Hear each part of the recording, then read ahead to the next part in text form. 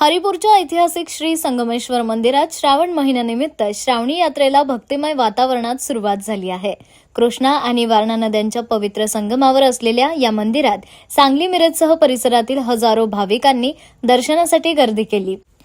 पहाटे काकड आरती, लघुरुद्र आणि विशेष रुद्राभिषेक करण्यात आला. संगमेश्वराच्या शिवलिंगाची फुलं आणि सुकामेव्याने आकर्षक महापूजा बांधण्यात आली.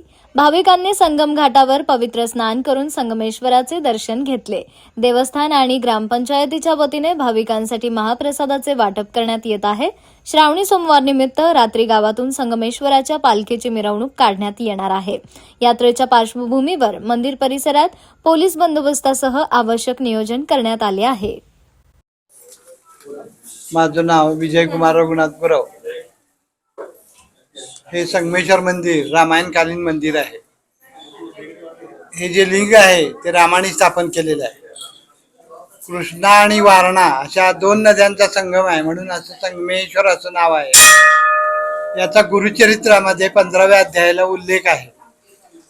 श्रावण महिना, 4 सोमवार, महाशिवरात्र, विशाल तीर्थ अशा यात्रा भरतात.